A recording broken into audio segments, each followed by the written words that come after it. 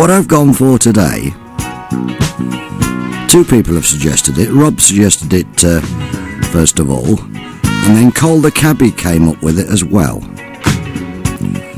And it goes along with what's going on at the moment. We're celebrating 50 years of James Bond, aren't we? Now, I don't mean that we play all the James Bond themes. We can play some of them, yes, no problem. But let's expand it a bit. James Bond. What can you link to James Bond? Think about this. Secret agent, so secret something. Also Action Man, you know, that sort of thing. There's loads and loads of different things. Spy. Loads of angles we can use. And Cole the Cabbie has suggested the first one, which I totally agree with. James Bond is definitely a womanizer. Womanizer, womanizer, you're a womanizer, womanizer, you're a womanizer, baby. There we go, that's the first one in our theme to associate with James Bond. Today, James Bond is the theme, but it could be anything linked to Bond. It doesn't have to be the Bond themes. And it's a good one. Womanizer. Yeah, womanizer. Cole the Cabbie thought of that one. Right, we've got to go for another one. Rob's just been on the phone and he said, we know we've got Diamonds Are Forever. We can play that a bit later on. But he says, I've got a good link. He says, why don't you play Marilyn Monroe and Diamonds Are a Girl's Best Friend? Diamonds, as in Diamonds Are Forever, but also the Monroe bit, because Matt Monroe, no relation to Marilyn Monroe, he sang some Bond themes. I think he did Dr. No. So we'll go with that one. Shaken Not Stirred, linking it to James Bond. Oh, I do like the angles that you lot come from, or coming in with. That's what I like about Theme Thursday. It's not always so straightforward that it's obvious. There's different angles for different things, and I do love it. I love it. You're so clever. You really are.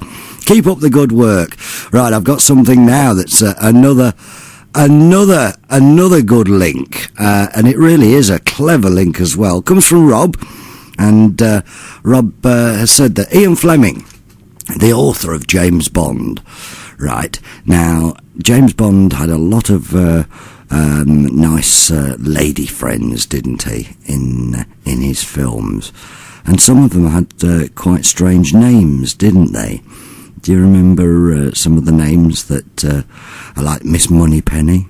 Remember that? And one or two of the nice Bond girls as well.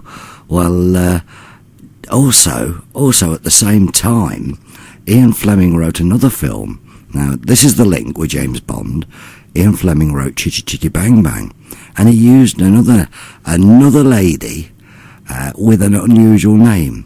The lady's name was Truly Scrumptious, which of course could have been the name for a Bond girl. Truly Scrumptious could have been the name of a Bond girl, but it was the author of James Bond who created Truly Scrumptious for Chitty Chitty Bang Bang, and that was, of course, Ian Fleming. Oh, you are coming up with some great ones. You really, really are. Now, there's a link, as well as Octopussy. The Beatles, Ringo Starr, the drummer, he married Barbara Bach.